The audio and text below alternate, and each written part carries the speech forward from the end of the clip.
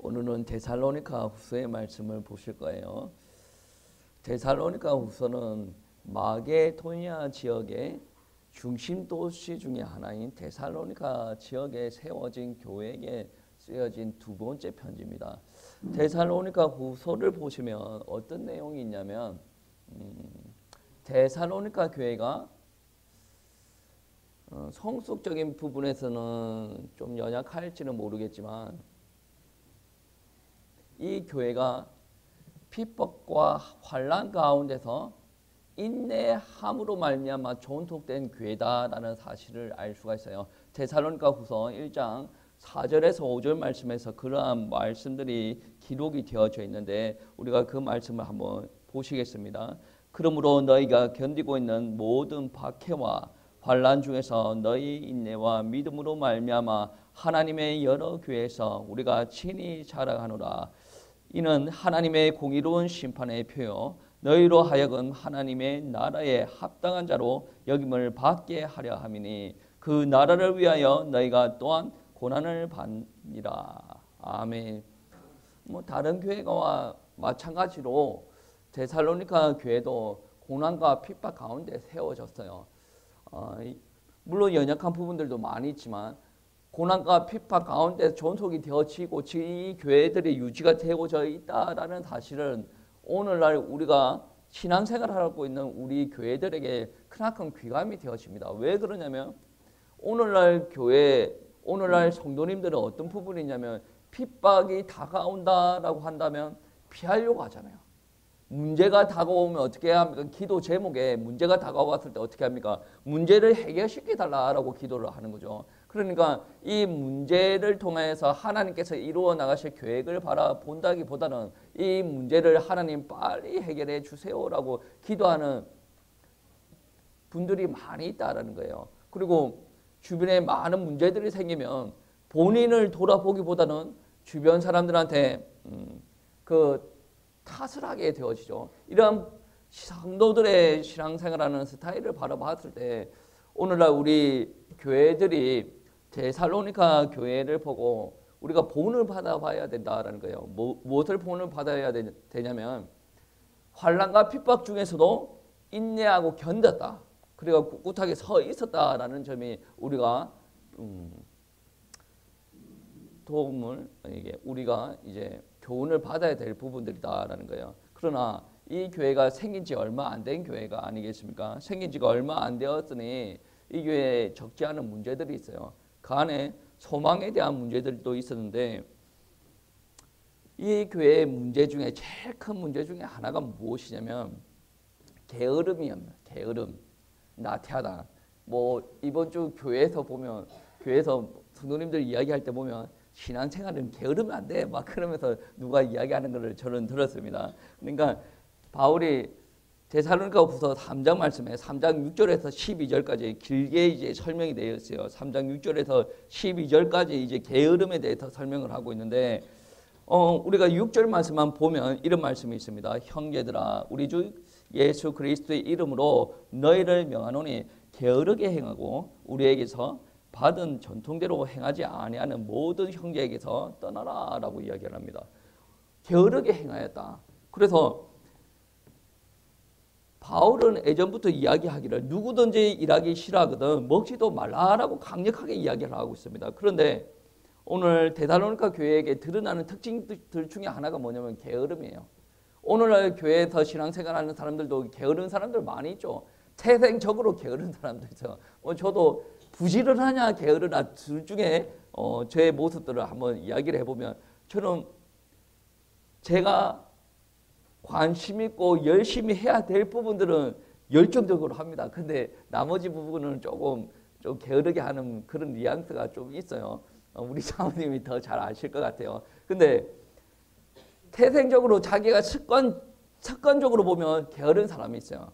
또 기질적으로 열정적이고 복음 없어도 열심히 살아가는 사람들이 있어요. 그런데 오늘 말씀에 보면 게으름을 어디에 두고 신앙과 빗대어서 이야기합니다. 신앙의 연장선상에서 게으름을 이야기합니다. 왜 그러냐면 데살로니가 전서에서 데살로니가 후서에서 계속 게으름을 멀리하라라고 이야기를 하는데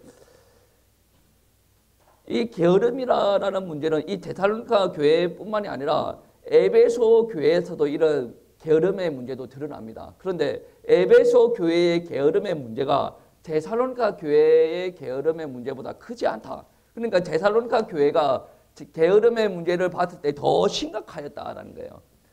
여러분은 신앙생활을 할 때 게으르고 나태한 부분들을 어디에서 이 게으름과 나태함이 왔다라고 생각합니까?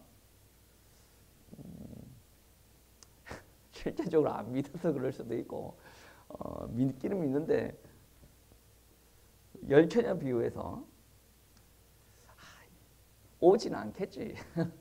이때까지 주님께서 안 오셨는데 오지는 않겠지 라고 생각하면서 게으름에 빠질 수도 있고 여러 가지 뉘앙스의 게으름이 있어요. 근데 오늘 말씀은 어떤 게으름이 있냐면 예수님께서 지금쯤 안 오시겠지, 오늘 안 오시겠지가 아니라 이 사람들은 이미 왔다라고 믿는 거예요. 그러니까 2장 말씀 보시면 데살로니가 후서 2장 1절에서 3절 말씀에 보시면 이런 말씀이 있습니다. 형제들아, 우리가 너희에게 구하는 것은 우리 주 예수 그리스도의 강림하심과 우리가 그 앞에 모임에 관하여 영으로나 또는 말로나 또는 우리에게서 받았다 하는 편지로나 주의 날에 이르렀다고 해서 쉽게 마음이 흔들리거나 두려워하거나 하지 말아야 한다는 것이라. 누가 어떻게 하여도 너희가 미혹되지 말라.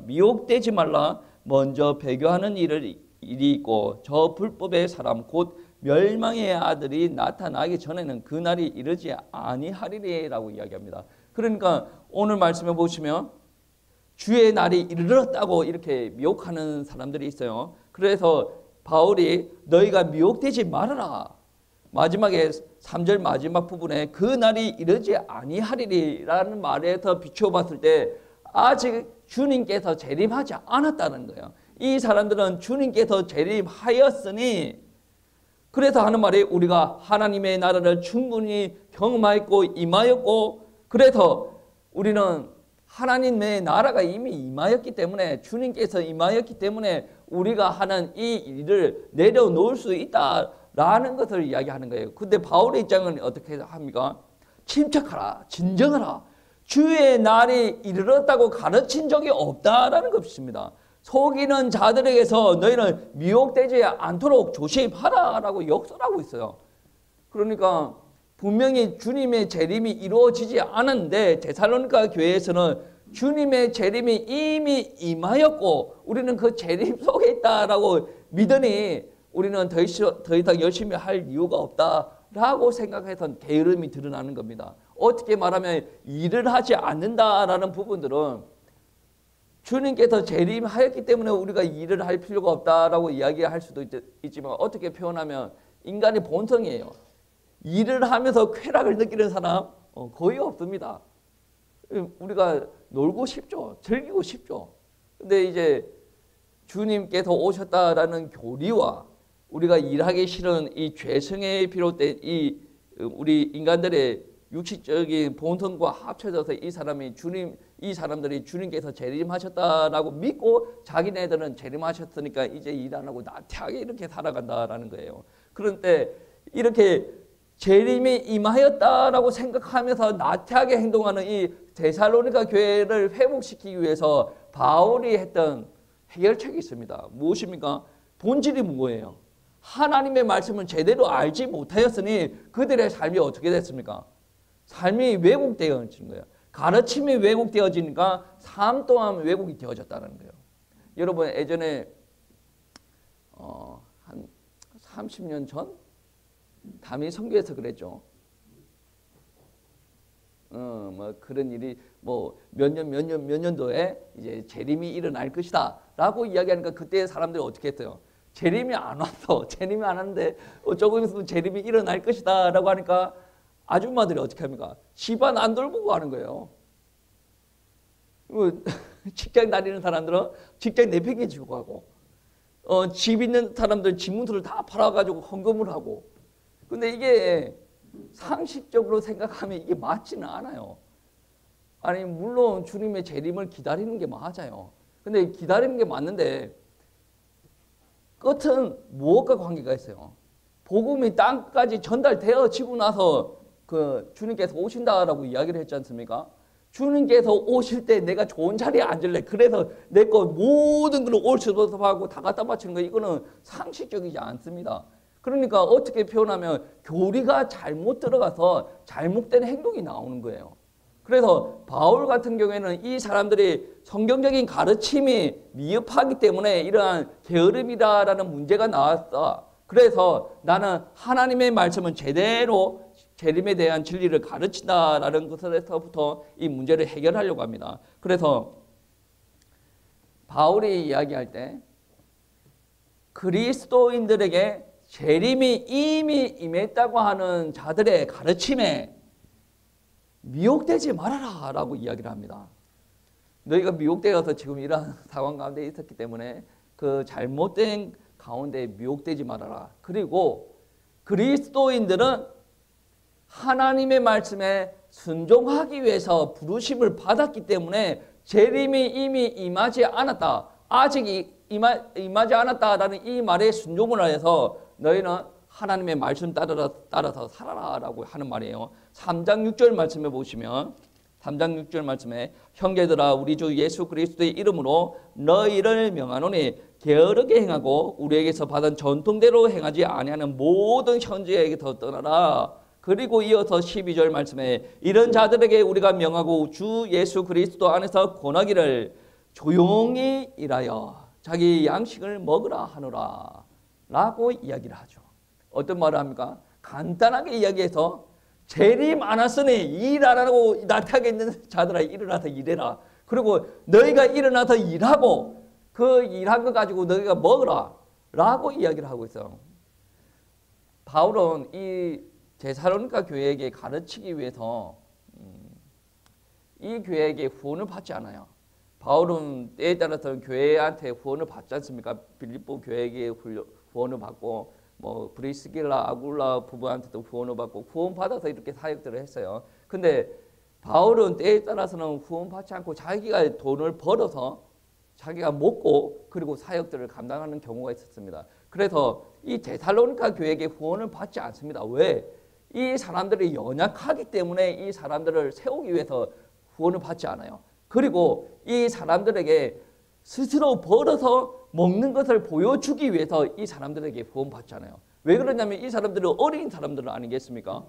아니 자식들이 뭐 두 살, 3살 이렇게 커오면 자연스럽게 부모가 하는 행동들을 보고 따라갑니다. 그래서 바울이 이 교회를 가르치기 위해서 본인 스스로가 후원받지 않고 돈을 벌어서 자기가 번 돈으로 먹어가면서 사역들을 감당을 했다라는 겁니다. 왜?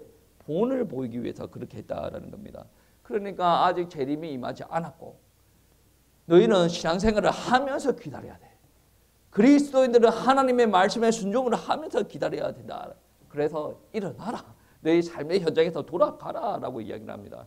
여러분 분명히 재림이 임하지 않았는데 재림이 임했다라고 착각하는 것과 그들의 삶에 문제가 생겼다라는 것은 심각한 문제예요. 심각한 문제예요. 물론 이 교회가 핍박과 고난 가운데서 이제 유지가 되었던 은혜스러운 모습들도 있지만 삶을 돌아보니 교회가 세워진 것은 은혜스러운데 이들의 삶을 돌아보니 바울 가슴을 아프게 하는 부분들이 많았다라는 거예요.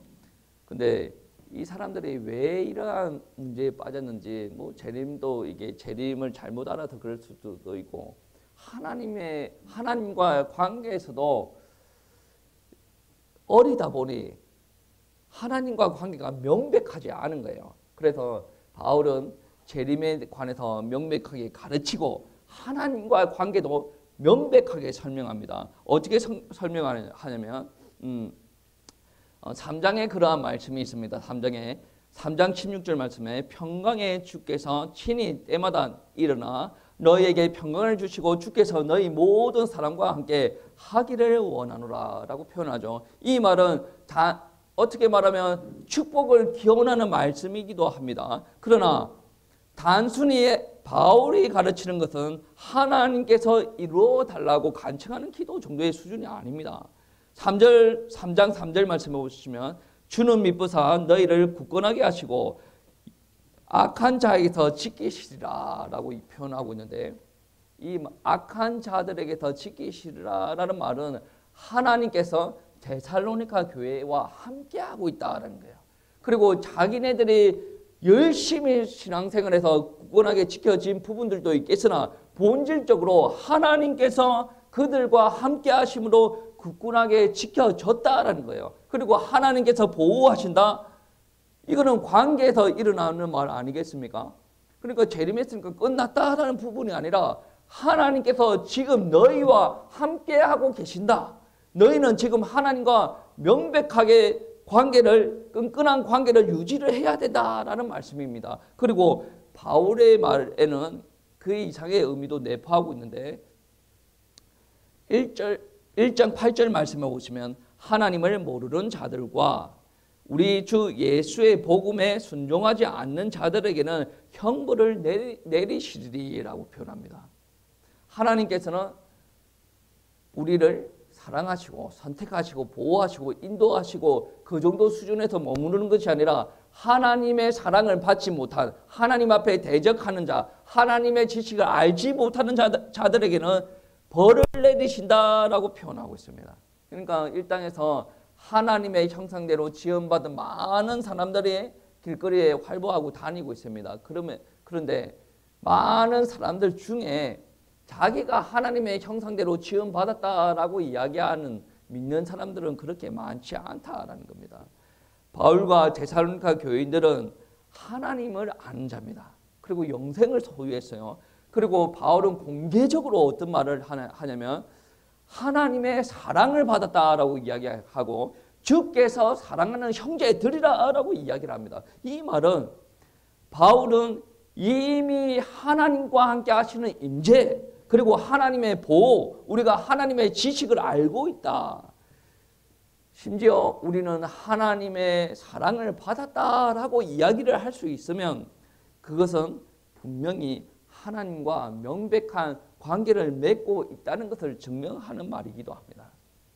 그 말은 무슨 말이냐면 너희가 지금 이렇게 재림했다라고 해서 나태하게 신앙생활을 하고 있는데 여기만 초점을 맞추지 말고 이미 재림한 것이 아니다. 아직 재림한 것이 아니다. 그 정도 수준이 아니라 지금 하나님께서 너희에게 가르치시고 인도하시고 보호하시고 함께하고 계신다. 그러니까 너희는 하나님과 관계를 중시하라라고 말씀하시고 있어요. 그리고 바울이 데살로니가 후서에서는 기도하는 말을 보시면 하나님과 관계에 대해서 우리가 좀 알 수가 있어요. 처음 기도하는 기도의 제목은 그래요. 데살로니가 교인들의 믿음, 소망, 그리고 사랑으로 말미암아 하나님 앞에 감사한다. 이 사람들의 믿음, 이 사람들의 사랑, 이 사람들이 가지고 있는 소망들로 말미암아 하나님께 감사한다라는 말이죠. 1장 3절 4절 말씀해 보시면 그런 말씀이 있습니다. 형제들아 우리가 너희를 위하여 항상 하나님께 감사할지니 이것은 당연함은 너희의 믿음이 더욱 자라고 너희가 다 각기 서로 사랑함이 풍성하니 믿음이 더욱 자라고 너희가 각기 서로 사랑함이 풍성하다. 그리고 4절 말씀해 보시면 그러므로 너희가 견디고 있는 모든 박해와 환난 중에서 너희 인내와 믿음으로 말미암아 하나님의 여러 교회에서 우리가 친히 자랑하노라. 그냥 사랑한다라는 개념이 아니고 그냥 이게 더 나아가서 나는 너희들 교회를 자랑한다라고 이야기를 합니다. 이게 분명히 기도 제목 중에 하나인데 하나님께서 너희에게 함께 하셔서 너희에게 믿음이 생기고 이 믿음이 더욱 자라게 하셨다. 그리고 하나님께서 너희에게 함께 하셔서 사랑도 풍성하게 하셨고 서로 연합하게 하시고 환난도 불구하고 너희가 인내하고 너희가 성장하게 하심. 나는 그게 너무나도 감사하다. 하나님 앞에 기도하는 기도 제목입니다. 확실히 이거는 데살로니가 교회가 하나님 앞에 속하여져 있다라는 것을 말하는 기도 제목이기도 합니다. 그리고 바울은 데살로니가 교회 사람들의 삶을 축복해달라고 하나님 앞에 기도합니다. 먼저 바울은 이 사람들의 평강을 위해서 기도합니다. 그리고 이 사람들의 사랑과 인내로 인도하여 달라고 기도하고 그리고 하나님의 능력을 위해서 기도합니다. 하나님의 능력은 아무 때서나 드러납니까? 하나님의 능력은 아무 때서나 드러나는 것이 아니에요. 이 사람들이 하나님의 목적에 살아가고 있을 때 하나님의 능력이 드러나는 거예요. 우리가 내 마음대로 살아가면서 하나님이 나한테 역사해 주세요. 이거는 말이 되지 않습니다. 그래서 우리는 기도하고 응답받을 게 뭔가 있다라고 한다면 내 중심대로 기도하지 말고 하나님께서 무엇을 원하시는가 바라보고 기도해야 됩니다. 내 기도 제목이 하나님의 기도 제목과 방향이 맞으면 그때서야 이루어지는 거예요. 여러분, 저는 가끔 그러한 이야기를 하는데 한나가 아이가 없어가지고 아이 달라고 기도를 하죠. 기도 제목은 변함이 없어요. 근데 방향에 변화가 있어요. 처음에는 내 육을 위해서 아이를 달라고 합니다. 하나님께서 응답하시지 않죠. 기도 제목의 방향이 바뀌었어요. 나를 위한 아이가 아니라 하나님을 위한 아이를 주세요. 그러면 그 아이를 하나님 앞에 드리겠습니다. 방향이 바뀌었어요. 어떻게 말하면 기도 제목이 바뀌기도 합니다. 이렇게 되어졌을 때 어떤 일들이 일어납니까? 하나님께서 능력을 행하십니다.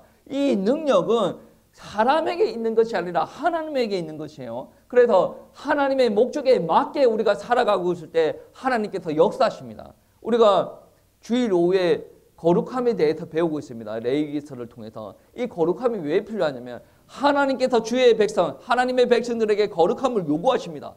어떻게 표현하면 거룩함? 이 땅에 얼마나 재미난 것이 많습니까? 그런데 우리한테 거룩함을 요구한다? 재미난 것을 다 포기하라고 그러네. 그런데 이 거룩함 안에 능력이 있어요. 왜 그런 줄 아십니까? 하나님께서 거룩함을 요구하시죠. 우리가 거룩한 삶을 살아갈 때 하나님께서 능력을 행하십니다. 왜 그렇습니까? 이 거룩한 삶은 하나님께서 원하시는 삶이에요. 타락된 삶은 하나님께서 원하시는 삶이 아니에요. 거룩한 삶이 하나님께서 원하시는 삶이라 하나님께서 이 사람들을 위해서 이루실 목적이 있기 때문에 이 사람들한테 거룩의 능력을 드러내는 거예요. 내가 거룩하기 때문에 내 안에서 능력이 드러나는 것이 아니라 내가 거룩하기 때문에 내 안에서 하나님께서 거룩의 능력을 드러내는 것입니다. 그래서 레위기 같은 경우에는 깝깝한 설교가 아닙니다. 하나님께서 원하시는 설교예요. 내가 정말로 능력을 체험하고 싶으면 하나님께서 원하시는 대로 움직여야 된다라는 말씀입니다. 마지막으로 바울은 성도들의 성공을 위해서도 기도합니다. 그리고 바울이 기도할 때 데살로니가 교인들에게 자기를 위하여 기도하여 달라고 표현을 하는데 3장 1절 2절 말씀에 보시면 끝으로 형제들아 너희는 우리를 위하여 기도하기를 주의 말씀이 너희 가운데서와 같이 퍼져 나아가는 영광스럽게 되고 또한 우리를 부당하고 악한 사람들에게서 건지옵소서 하라. 믿음은 모든 사람의 것이 아니니라. 무슨 말입니까? 나로 말미암아 이 복음이 번창되어져 가고 신속히 퍼져나갈 수 있도록 그리고 주의 영광이 드러날 수 있도록 기도를 부탁하는 일들이 일어나지 않습니까? 그러니까 우리가 기도하는 걸 누구한테 기도합니까? 하나님 앞에 기도하는 거지 않습니까? 그리고 이 기도 제목들을 보시면 모두 다 우리가 지금 재림이 왔기 때문에 끝났다라는 것을 이야기하는 것이 아니라 우리가 지금 주님의 언약을 받고 새 언약을 이루어가는 그리스도인으로서 앞으로 계속 전진해 나간다라고 이야기를 합니다. 하나님께서 너희를 위해서 이렇게 계속 해 나가야 될 게 있고 하나님께서 나를 통해서 해 나가야 될 것이 있다라는 것을 통해서 이제 하나님과의 관계를 이야기한다라는 겁니다. 여러분, 하나님과의 관계는 추상적인 말이 아니에요. 하나님을 안 믿는 사람들한테는 하나님과 관계는 추상적입니다. 그렇지 않아요? 만약에 여러분 한번 생각해 보세요. 하나님을 한 번도 경험해 본 적이 없어요. 그 사람들한테는 하나님과의 관계는 아주 추상적이에요. 이러한 설교하면 안 됩니다. 예를 들어서 그런 거죠. 고아가 있어요. 날 때부터 고아예요. 단 한 번도 부모의 품을 느껴본 적이 없어요. 근데 그 아이에게 부모에 대해서 이야기를 합니다. 너희가 필요한 것이 있어? 그러면 엄마한테 가서 이야기를 해. 먹고 싶은 게 있어? 그러면 집에 가서 엄마한테 해달라고 해. 네가 뭐 가지고 싶은 게 있어? 몇십만 원 하냐? 그러면 아빠한테 가서 이야기를 해. 이렇게 이야기하면 모든 아이들은 알아듣는데 못 알아듣는 사람이 있다. 그 사람이 누구예요? 부모의 품을, 부모의 사랑을 한 번도 받아본 적이 없는 사람은 뭘 알아듣는 겁니다. 하나님과의 관계에서도 그렇습니다. 많은 목사님들이 이야기합니다. 기도할 수 있는데 왜? 기도하시면 됩니다. 감사함으로 기도하십시오. 라고 이야기할 때 앞에 캄캄한 적이 있지 않습니까? 물론 하나님을 믿는 사람들에게도 너무 힘들면 답답하고 앞이 캄캄하기도 합니다. 그런데 진정으로 하나님께서 역사하신 것을 체험하는 사람들은 그 기도의 끈을 내려놓지 않아요. 내 삶 가운데 많은 혼란이 닥쳤어요. 근데 하나님을 떠나는 사람은 어떤 사람을 떠나겠습니까? 하나님께서 나에게 역사하는 것을 경험하지 못한 사람들. 그냥 추상적으로 나에게 하나님께서 역사하시는 것만 들었던 사람은 하나님을 떠날 수가 있어요. 그런데 나는 사실적으로 하나님의 역사를 경험을 했어요. 하나님을 만났단 말이에요. 근데 그 사람들이 어렵다고 하여서 넘어질 수는 있을지언정 하나님을 떠날 수가 없다라는 말이 되어집니다. 이 데살로니가 교회도 이 말을 알아듣겠습니까? 못 알아듣겠습니까? 알아들어요. 왜냐? 처음 생긴 지가 1, 2년? 길지 않아요. 길지 않는 교회 역사가 이렇게 길지 않은데 주변에 환난과 핍박이 막 닥쳐와요. 근데 인내했잖아요. 그들의 인내로 말미암아 교회가 존속되어지고 유지가 되어져 나간단 말이에요. 그때 누구의 은혜를 경험했냐? 하나님의 은혜를 경험했어요. 그래서 바울이 그들에게 이야기할 때 사랑하는 형제들아, 하나님께서 사랑한다. 하나님께서 함께 하신다. 그 관계를 강조하는 거야. 이 관계 강조하는 건 알아들으니까 강조하는 거예요. 불신자들한테 그런 말을 안 한단 말이에요. 제가 하나님과의 관계를 강조합니다. 여러분 불신자입니까? 불신자들한테 이런 말을 하는 게 아니에요. 하나님의 은혜 아는 사람들한테 이런 말을 합니다. 여러분 오늘 예배 마치고 기도하실 때 하나님의 은혜 다시 한번 체험하시기 바랍니다. 관계는 계속 회복하고 나가야 됩니다. 물론 그런 게 있죠. 저는 호적상 누구의 아버지다라는 것이 법적으로 다 명시가 되어져 있습니다. 그렇죠? 그런데 법적으로 명시가 되어져 있다고 해서 내가 우리 부모님과 관계를 등한시하면 어떻게 됩니까? 법적으로는 자녀가 맞습니다. 그런데 관계에서는 이게 원만하지 않는 거예요. 여러분이 성령으로 인침을 받았다라고 해서 하늘의 법, 천국 생명책에서는 여러분의 이름이 기록이 되어져 있다라고 할지라도 여러분이 하나님과 관계를 등한시하면 뭐가 어떻게 됩니까? 관계가 멀어져요. 기도하면 하나님께서 들으시겠죠. 근데 응답이 되어질 끝까지는 아닌 것 같아요. 왜냐? 하나님의 능력은 언제 드러난다고 했습니까? 하나님의 목적에 맞게 드러나는 거예요. 근데 내가 하나님과 관계가 원만하지 않아요. 근데 그러한 능력들이 원만하게 드러나겠습니까?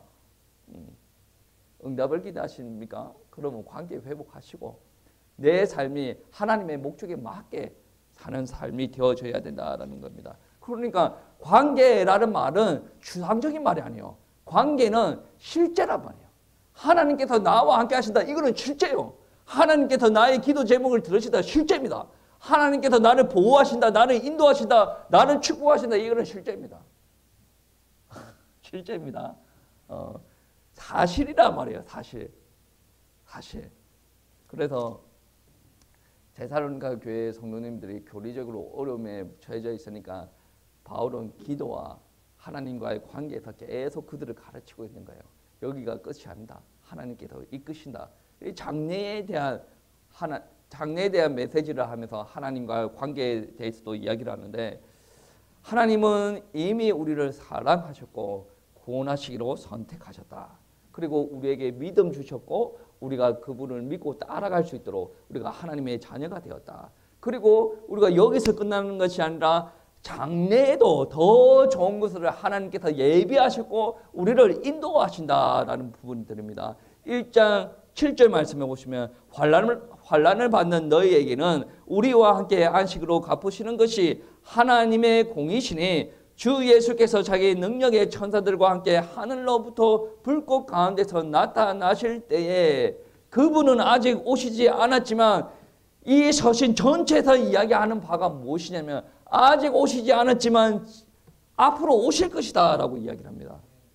그래서 바울은 이분이 그리스도께서 재림하시게 되면 일어나는 일을 크게 세 가지로 이야기하는데, 세 가지가 보통 데살로니가후서 1장, 2장에 기록되어져 있습니다. 첫 번째는 무엇이냐면 주님께서 재림하시면 불법한 자들을 파멸시킬 것이다. 그리고 그리스도께서 심판석에 앉아 계실 것이다. 1장 8절 말씀에 그런 말씀이 있습니다. 하나님을 모르는 자들과 우리 주 예수의 복음을 복종하지 않는 자들에게 형벌을 내리시리니, 7절 말씀에 예수께서 그렇게 하신다라고 이야기합니다. 그리고 주님께서 재림하실 때 불법한 자들을 파멸시키고 그 심판석에서는 그리스도께서 앉아 계시고, 그러나 그 세 번째, 하나님의 백성들에게는 그 심판석에 앉아 계신 그리스도께서 구원을 허락하여 주신다라는 겁니다. 1장 10절 말씀에 그날에 그가 강림하사 그의 성도들에게서 영광을 받으시고 모든 믿는 자들에게서 놀랍게 여김을 얻으시리니 이런 우리의 증거가 너희에게서 믿어졌습니다. 그리스도의 백성은 다른 사람과 구별이 되어집니다. 믿음, 간단하게 말해서 믿음, 하나님에 대한 신뢰, 신앙, 그리고 우리가 살아가는 의지, 노력, 이게 다 어디에서 나옵니까? 믿음에서 나온다라는 거거든요. 여러분, 이 하나님을 믿는 사람과 그렇지 않는 사람들의 이 믿음이라는 것은 단순한 성품의 차이가 아니라라는 겁니다. 우리가 이 땅에서 살아가는 유일한 소망은 하나님께서 그리스도 안에서 행하시는 일이다라는 거예요. 우리를 왜 축복합니까? 우리가 그리스도로 말미암아 구원받은 사람이다. 그 구원받은 그리스도인으로서 이 땅에서 그리스도를 전파할 사명을 가진 사람이기 때문에 우리를 축복하는 거예요. 그리스도 안에서. 우리는 교회에 속해져 있지만, 교회에 속해져 있다라는 말은 그리스도의 머리 되신 분의 지체가 되어졌다라는 거예요. 그래서 그리스도 안에서 인도받고 보호받고 축복받고 응답받고 채워질 수 있는 충분한 자격, 신분과 권세를 우리는 가지고 있다라는 거예요. 우리는 그리스도 안에서 인도와 보호하심을 받고 완전한 삶을 살 수 있도록 하나님께서 우리를 인도하신다. 그리고 우리 자신은 죄를 회개하고 십자가에서 돌아가신 예수 그리스도를 믿는다. 이 사실이 그리스도 안에서 하나님께서 우리 안에 역사하신다라는 말씀이 되어진다라는 겁니다. 그리고 재림 때에 하나님께서는 그리스도인들을 자신의 나라에 합당한 자로 모실 것이다 라고 합니다. 5절 말씀에 우리는 읽어봤죠. 1장 5절 말씀에 이는 하나님의 공의로운 심판의 표요 너희로 하여금 하나님의 나라에 합당한 자로 여김을 받게 하려 함이니. 우리가 고난과 핍박 중에 있다라고 하더라도 우리가 믿음을 지키고 나아가면 주님께서 재림하실 때에 우리는 하나님의 나라에 합당한 자라고 응답을 받을 수가 있다라는 겁니다. 그러면 우리가 이 데살로니가에 보내는 두 번째 편지로 말미암아 우리에게 얻어지는 교훈점이 있습니까? 없습니까? 우리는 성경에서 가르치는 교훈대로 살아야 됩니다. 여러분, 이게 데살로니가 교회에게만 필요한 말씀이다라고 한다면 성경 말씀에 기록되어지지 않았죠. 예, 성경이 바울을 통해서 이렇게 기록된 말씀인데 데살로니가 교회뿐만이 아니라 오늘 현대 교회에게도 그대로 전달되어지는 거예요. 데살로니가 교회가 잘한 부분이 있어요. 그 무엇을 잘했습니까? 그들이 환난과 핍박이 있다라고 할지라도 인내하고 기도하고 버텼다. 존속이 되어졌다라는 거예요. 하나님의 인도를 받았다는 거예요. 여러분, 문제 생길 때 막 날아다니지 마세요. 하나님만 바라보세요. 그러면 하나님께서 부어주시는 게 있겠죠. 하나님께서 인도하시는 게 있겠죠. 하나님께서 보호하시는 게 있겠죠. 그렇게 살아가는 거예요. 우리 주변에 큰 응답들이 있습니까? 그게 중요한 것이 아닙니다. 내가 지금 하나님의 인도 안에 있는가 없는가가 중요한 거예요. 아니, 어떻게 생각하면 광야에서 40년 동안 머무는 이스라엘 백성들은 그런 생각을 할 수가 있겠죠. 여기 광야에서 이래봤자 아무 소용없다. 차라리 정착을 하는 게 낫지 않겠냐. 애굽 사람들 얼마나 복이 좋습니까? 근데 하나님께서 원하시는 게 그게 아니거든요. 내 잘 사는 게 하나님의 목적이 아닙니다. 잘 사는 거는 따라오는 거라니까. 내가 준비가 되어지면 하나님께서 그런 부분들이 하나하나 회복을 시킨다는 거예요. 그래서 주님께서 우리에게 기도를 가르쳤을 때 그의 나라와 그의 의를 먼저 구하라고 했지 않습니까? 구하면 이방 사람들이 구하는 것들 다 주신다라고 말씀하셨죠. 하나님께서 광야 40년을 돌리실 때 무엇을 가르치십니까? 나를 바라봐라. 처음에 12 정탐꾼을 보냈을 때 불신앙했지 않습니까? 불신앙했죠. 왜? 하나님을 못 바라봐서. 그리고 40년을 돌면서 가르치지 않습니까? 나만 바라봐라. 나만 바라봤을 때 가나안 땅에 들어가게 되고 가나안 땅에 들어갔을 때 하나님께서 그거를 땅을 주게 되는 거지 않습니까? 여러분 생각 한번 해보세요. 이스라엘 백성들은 능력이 없어요. 근데 여리고성이 무너지죠. 근데 해가 계속 떠 있습니다. 왜? 전쟁 중에 해가 넘어가 버리면 이스라엘 백성들이 낯선 지형에서 이스라엘 백성들에게 불리하니까 하나님께서 해도 멈추십니다. 그러니까 이스라엘 백성들에게 능력이 있다라는 게 말이 안 되어집니다. 하나님께서 곧 능력이에요. 그 능력이 드러나려면 뭐가 되어져야 됩니까? 말씀에 순종하는 거예요. 내가 뭐 이때까지 해봤는데 내가 능력이 내 돈이 얼마나 많고 내 건강이 그러면 당신 마음대로 사세요. 하나님은 그런 사람 필요 없어요. 하나님은 40세 모세를 부른 게 아니죠. 80세 모세를 부른 거예요. 능력이 필요한 게 아닙니다. 힘이 필요한 게 아니에요. 하나님께서 하시려면 하나님의 말씀이 있는 그대로 따라가는 사람이 필요한 거죠. 여러분, 우리도 그래야 됩니다. 모세만 그랬고 다윗만 그랬고 바울만 그랬고 그게 아니에요. 오늘날 우리들에게도 요구하는 게 그거란 말이에요. 하나님의 말씀 따라가는 이스라엘 백성처럼 하나님의 말씀 따라가는 하나님의 백성인 교회가 되어줘야 된다라는 말씀입니다. 그리고 우리는 지혜가 회복되어져요. 이 데살로니가 교회가 왜 게을렀어요? 재림이 이미 이루어졌다라고 이야기를 하는 거죠. 그러니까 잘못된 가르침으로 말미암아 잘못된 삶이 양산이 되어졌다. 잘못된 삶이 안 되어지려면 옳은 가르침을 줘야 되죠. 옳은 가르침이 되려면 뭐 해야 됩니까? 가르치는 사람이 똑바로 가르쳐야 되고, 이게 원래 하나님의 말씀은 하나님을 믿는 사람들은 지혜를 어디서 찾습니까? 성경에서 찾아요. 하나님의 말씀에서 찾아요. 여러분, 여리고 성을 무너뜨리는 아주 지혜로운 방법이 무엇입니까? 그렇죠? 여리고 성에 들어가기 전에 요단강을 건너야 되는데 그 시기에는 비가 많이 와서 거의 강이 범람할 정도의 수준이었어요. 그 강을 넘을 수 있는 아주 지혜로운 방법이 무엇이에요? 말씀의 순종입니다. 지금 초대교회 그리고 초기 기독교 공동체 그 안에 데살로니가 교회도 포함되어집니다. 데살로니가 교회가 핍박 중에 있는데 이 사람들이 정말로 하나님의 은혜와 능력 속에서 살아갈 수 있는 가장 지혜로운 방법이 무엇입니까?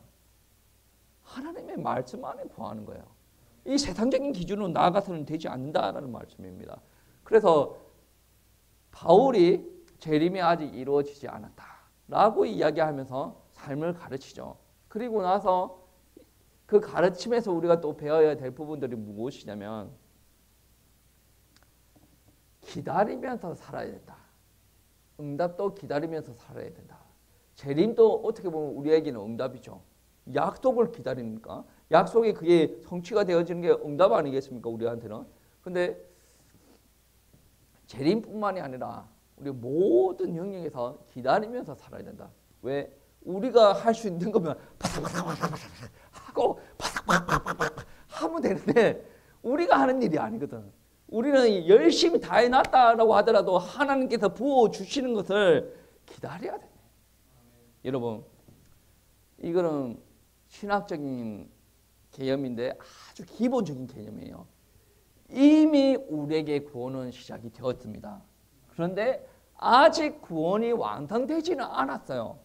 이 말은 구원이 점진적으로 완성이 되어져 간다는 말이죠. 그러다 보니까 우리가 이미 구원이 오지 않은 사람에게는 구원이 기다리라, 뭐 구원이 완성되어, 이게 말이 안 되어집니다. 이미 성령께서 오셔서 우리가 성령의 일을 받았어요. 관계가 회복이 되어졌단 말이에요. 관계 회복되어진 사람한테 앞으로 오실 일을 약속을 주신다라는 말씀이 되어집니다. 그러니까 여러분 건강해야 됩니다. 어떤 사람은 이 땅의 삶, 현태, 뭐 죽고 나서의 삶, 내세가 있어요. 그러면 어떤 사람은 현세만 강조하는 사람이 있어요. 제가 볼 때 요즘 교회 다니는 사람은 현세 너무 강조해요. 응답. 자식이 잘 돼야 돼. 뭐 우리 삶이 잘 돼야 돼. 사업이 번창해야 돼. 현세를 그렇게 강조해요. 그리고 교회도 뭐 성장해도 성장해서 현세 너무 강조해요. 현세를 너무 강조하다 보니 뭐가 안 되어지는 거예요. 내세는 어떻게만 생각하고 있습니까? 이렇게 열심히 축복 누리다가 살다가 죽어서 이제 천국 가는 거예요. 뭔가 좀 비율이 맞지 않아요.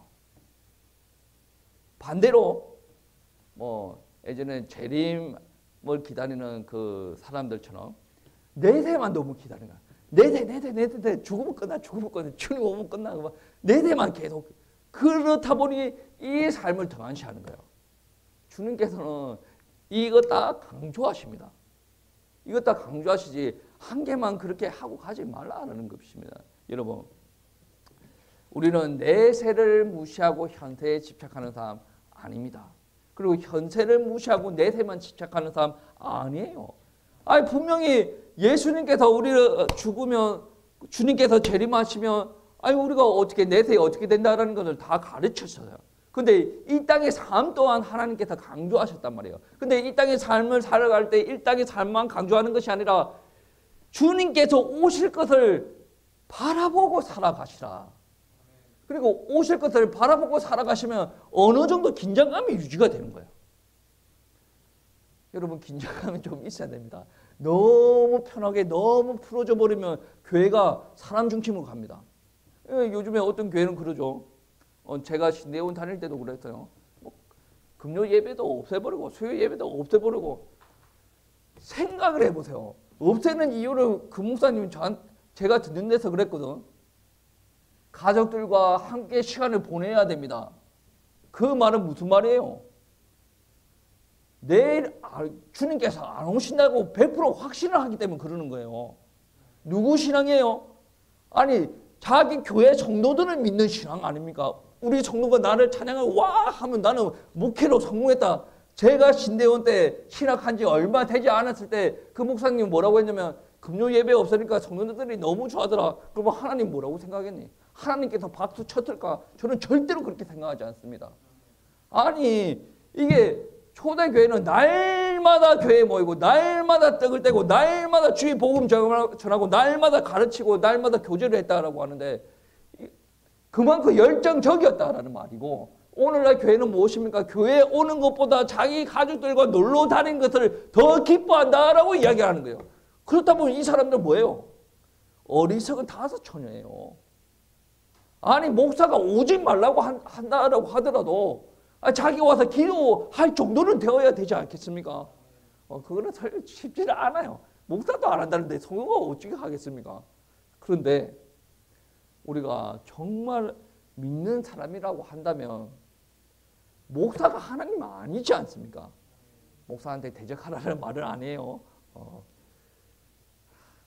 자, 앞으로 저도 염려스럽고 대한민국 목사님들도 염려스러워하는 부분들이 있어요. 코로나와 같은 상황이 또 벌어지면 어떡할까? 100% 벌어질 겁니다. 몇 년 안에 100% 벌어질 텐데 또 교회 오지 말라고 해야 되냐? 그거는 맞지 않다. 목사가 앞서서 교회 오라 말아라, 그거는 하나님의 영역 아니에요. 왜 하나님의 영역이냐면 하나님께서 예배 받으시기를 원하세요. 예배 받으시기를 원하시는데 하나님께서 원하시는 예배 방법이 만약에 있다라고 가정을 했을 때 예배 스타일을 왜 목사 마음대로 바꾸고 앉아있냐 말이죠. 저는 그렇게 생각합니다. 저는 그렇게 생각해요.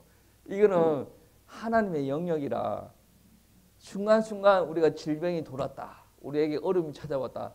그래서 우리 예배 스타일을 그렇게 자꾸 바꾸는 건 옳지 않다는 거예요. 주님께서 원하시는 것을 자꾸 해나가야 되는 거예요.